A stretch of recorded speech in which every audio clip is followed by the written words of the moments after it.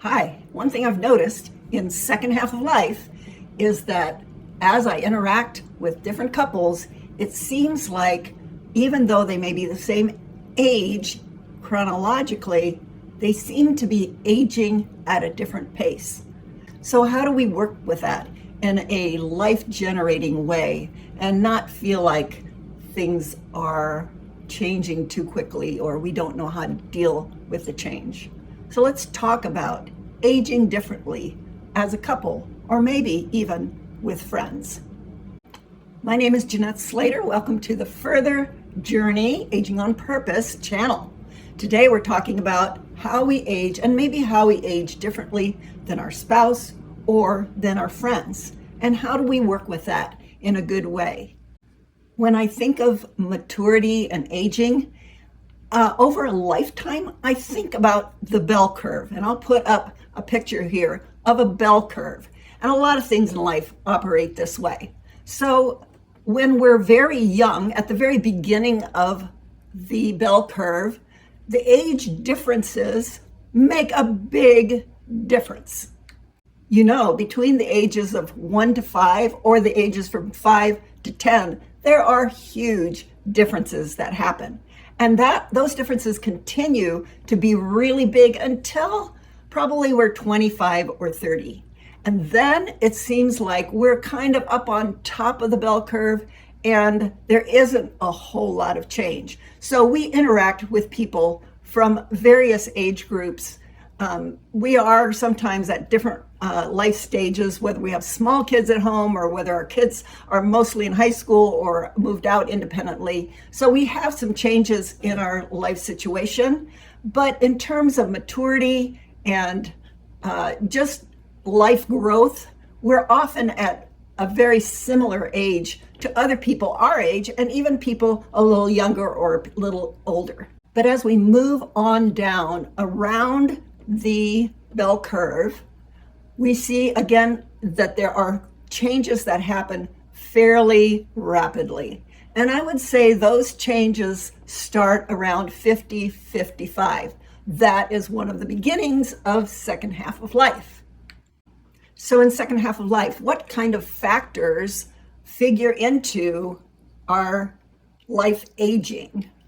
For certain, genetics play a big part. First of all, whether we're male or female, and also our family genetics make a big difference in how we age. But there's also a psychological shift that begins to happen as well. I know my mom at the end of her life had a very small world. She didn't want to know about anything much beyond her room. And that felt so limiting to me, and I wasn't even sure how to talk to her because she didn't really seem interested in my life at all because that was outside of her room. But that's at the very end. Between when we're about 50 years old and toward that end, we begin to change, and we all do. We're all aging, but sometimes it seems like we're aging at different rates. First of all, health, of course. So it doesn't take much for one person in a marriage to begin to feel their health declining quicker than the other person's. It could be arthritis, it could be some form of dementia, it could be in our mobility or in our desire to reach out and interact with people. And we begin to notice that in our spouses, maybe quicker than we notice it in ourselves. I think we all try to sort of ignore that and think, oh, it's momentary. It'll change next year or next month. And sometimes it does, but sometimes it doesn't. We're starting down the slope on the bell curve. And we have to make adjustments for that, whether it's us feeling like we're farther down the slope or whether it's our friend or our spouse that's farther down the slope. It's important that we recognize this reality, because it means things are changing. The rules of life begin to change in second half of life. It may also mean that we have to give up some things. Maybe we have to give up a dream we had, that when we were both retired, we would travel the world, or we would do more of this together or that together. And maybe one of the spouses is saying, no, I'm not really interested in that. One of my dreams was that we could go camping together. We even bought a little camper and we did take a few trips, but eventually that just wasn't working for my husband. So I had to give up that dream. Also, in retirement, I find people delving into interests that maybe they've put off all their life because they had a working career. And now when they're retired, they want to pursue something different. And it's really quite different than what their spouse is interested in. So how do we deal with these kind of differences, whether it's interests or whether it's health reasons, whatever is coming into our life in second half of life? I think there's several things we can do. One is to try to meet our friend or our spouse where they're at. So maybe they can't hike mountains anymore. Maybe you just go for a walk in the woods and meet them at their level. That's okay. But if you're the one that tends to be a little more sedentary, it's important for you to recognize the needs of your spouse and to let them go, to let them enjoy the things that they enjoy with other people. Because my husband doesn't like traveling quite as much as I do, I've done some international travel with friends, and he has been cheerleading me to do that because he knows it makes me happy. If you're letting someone else go and do their thing, find your life, find what makes you happy, and engage in that, maybe while they're gone or maybe when they're around.